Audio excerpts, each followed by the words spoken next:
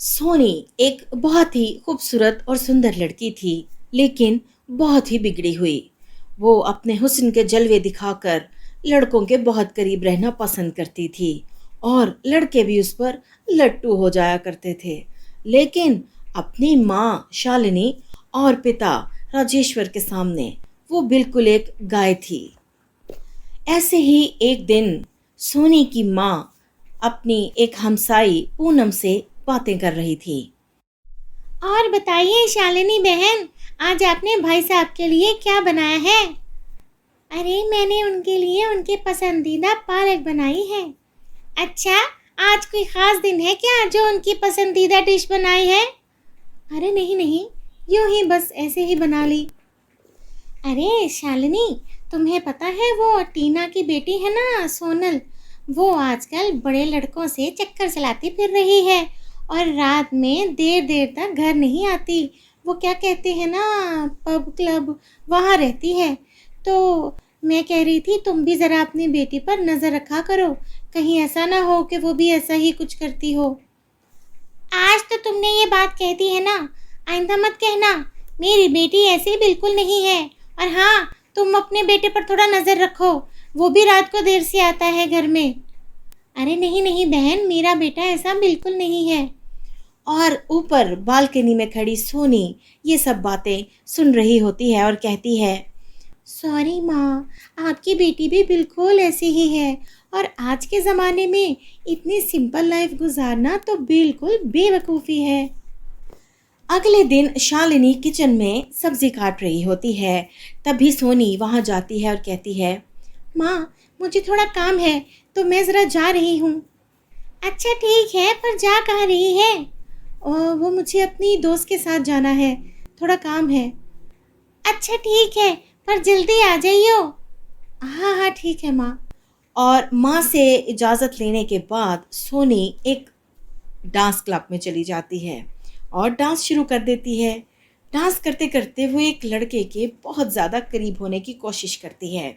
लड़का उससे दूर हट जाता है। वो फिर से उसके करीब जाती है और कहती है, hey baby, hold me and dance with me. अगर एक बार मैंने पकड़ लिया तो छोड़ूंगा नहीं। तो मत छोड़ो ना। वैसे तुम हो बहुत सॉफ्ट। हाँ वो तो हूँ। वैसे तुम भी काफ़ी हैंडसम लग रहे हो। हाँ जानता हूँ, ये तो मुझे पता है। बढ़िया, बहुत बढ़िया, सही जा रहे हो जनाब। वैसे तुम्हारा नाम क्या है? मेरा मेरा नाम राहुल है। और तुम्हारा? मेरा नाम सोनी है। ओह, तो मिस सोनी, क्या आप मेरे साथ डिनर करना पसंद करेंगी? हाँ क्यों नहीं। और दोनों एक बहुत ही रोमांटिक सुनसान रेस्टोरेंट में जाकर डिनर करते हैं और डिनर के साथ साथ गपशप भी रहती है। और फिर एक बार बहाने से सोनी उसके साथ चिपड़ने की कोशिश करती है और पूछती है, हे बेबी, मैं तुम्हें कैसी लगती हूँ? ऑफ कोर्स सोनी, तुम बहुत हॉट हो। I want to eat you. Hey पागल। ओह सॉरी, बहुत लेट हो गया है, अब मैं जा रहा हूँ। अरे लेकिन मुझे साथ तो लेते जाओ, मुझे घर तक तो छोड़ दो। ओह शिट यार, इतना प्यार से बोलने के बाद भी निकल गया, मुझे साथ नहीं लेकर गया।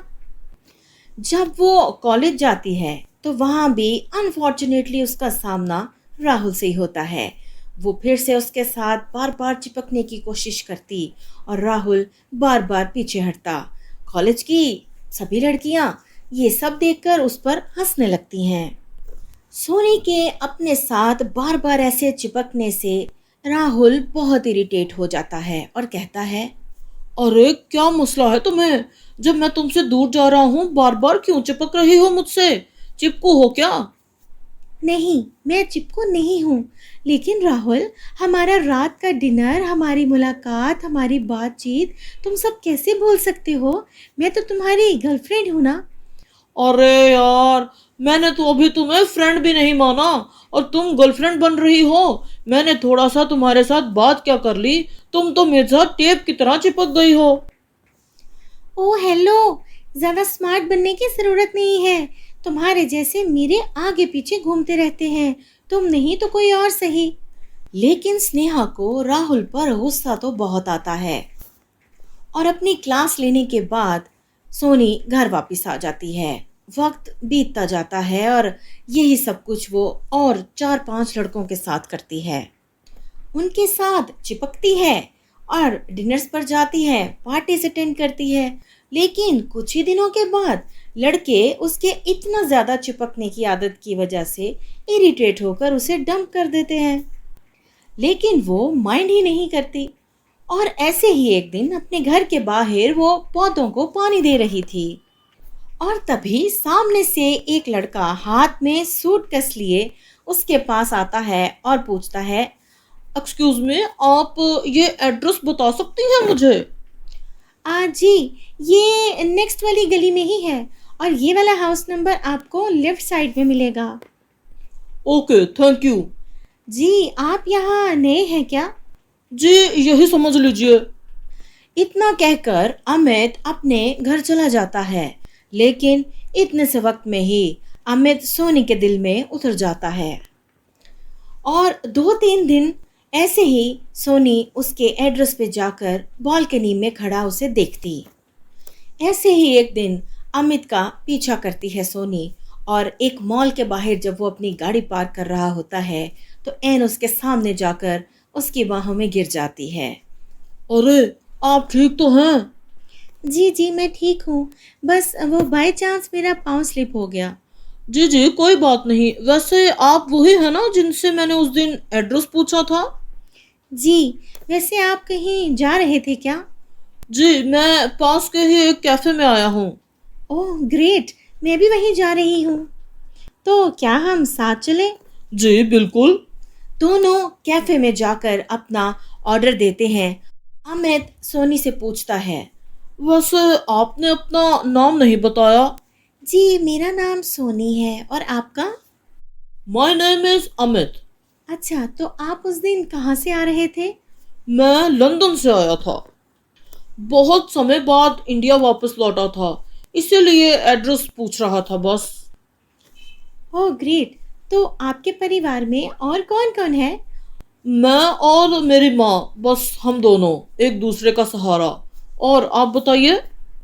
मेरे घर में मम्मी पापा और मैं। वैसे आपकी कोई गर्लफ्रेंड नहीं है?